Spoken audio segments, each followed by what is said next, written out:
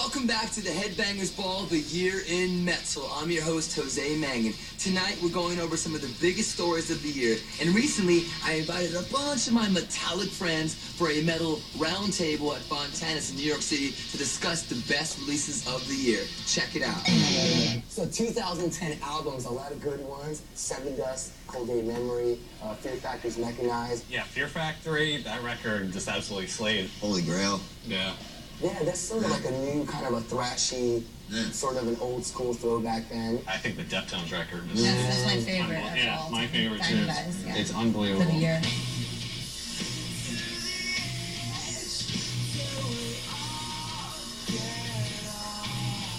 Every song. Yeah, I love killer. every single song from the beginning to the end. There's heavy songs, you know, like Rocket Skates, and then there's like, you know, their sexy songs. Deftones is perfect to throw on if you're going to do the D. Right. Unlike Iron Maiden, who also released a record this year. That was a veteran rock band, put out a really solid record, but maybe didn't kind of define the year the way the Deftones did. I think the Maiden record kind of came out, hit the people who really liked it, and then kind of floated off a little bit into the ether. There wasn't anything that really jumped out. It didn't grab me either. Yeah. The new Ozzy. Ozzy, right? Oh, hey, we got one. Don't you play bass? I do.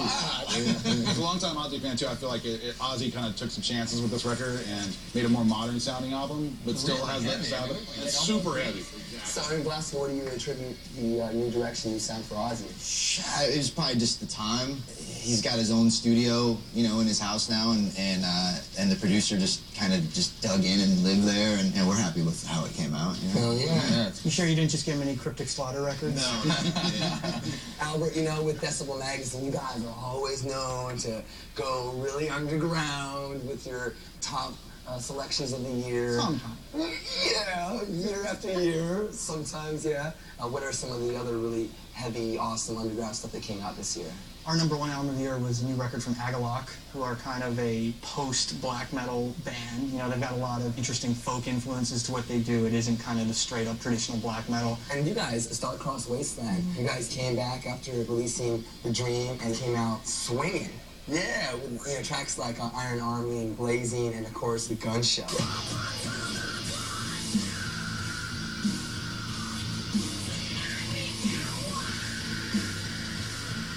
We wanted it to be heavy, and it is, and we're just stoked that everyone likes it. And it definitely was the right album at the right time for us. It's like a perfect collaboration of like our melodic side and our heavy side, and everything kind of makes sense. And we can't really talk about 2010 without mentioning some of the really massive artists in the world of hard rock and metal that came out with stuff like Disturbed, Ben Sevenfold. You know, both these records debuted at the #1 spot in the Billboard chart. A band like Disturbed or Korn or whatever, you know, just opens up doors for all that. And if they're more accessible, people that like Disturbed might actually find something they like in Watain or whatever. You know what I mean? Agalloch. I mean, see, I didn't even know how to say that. He's totally right. I mean, these bands like Disturbed and, you know, Avenged Sevenfold and stuff that kind of, they're like these gateway drugs for kids to get into, like, you know, maybe some heavier stuff. I really love the Seven Dust album too. Yeah. I mean, that's a band that, you know, it's been around for so long, and all these bigger bands opened for Seven Dust back in the day, and now Seven Dust is opening for them, and you guys are doing that tour together, which is awesome. Yes. That means you guys are what, the tour Disturbed? Yeah. Korn, yeah. you, and Seven Dust. Yeah. And Cold Day Memory, just with Clint coming back to the band. It just seems like they're on fire. Also this year we had a lot of sort of the new wave of awesome metal, you know, the whole singing and being heavy part. What do you guys feel about this sort of new wave of bands that are coming out, Day to Remember and stuff like that? It started in the early part of the 2000s with this scene that we refer to in the magazine as good cop, bad cop metalcore, where you've got the screaming verses and the hooky choruses. And I think that, like, you can easily trace that to bands like, you know, Killswitch Engage and Shadows Fall that were kind of doing that, you know, before any of these younger bands started doing it. So when I hear that stuff now, I kind of just, to me, a lot of that's been done already. It's not terrible, but to me personally, it's just not that exciting. You know, American radio embracing a band like Bullet for My Valentine and, you know, them being at the top of the charts. I mean, it's cool, but I have to say, like, in terms of the vocals getting softer, you know, as a guy who, you know, my top vocalist of all time will always be Vulgar Display of Power, Eric, Phil Anselmo.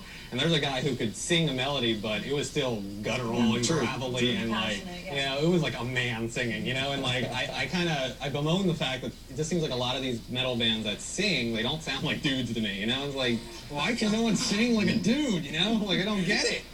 All right, so I'm gonna put all of you on the spot and ask you right now, #1 album of the year. Last go. The freshly Grammy-nominated Ozzy Osbourne Scream. Congratulations. Ozzy. Brandon? My personal pick, though it is not Revolver's album of the year, is the Deftones' Diamond Eyes. All right. Maria? Though I should support our own band, say in this moment, we're going with Diamond Eyes. Yeah, I love it. It's like my favorite album this year. Yeah, I love every song. But I love the Ozzy Osbourne album, Scream. There you go. My personal favorite, Agaloc's Marrow of the Spirit on Profound Lore Records. I would say mine, Cold Day Memory from Seven Dust. Coming up, Max Cavalera, plus a Headbangers Ball exclusive performance from Life of Agony. What?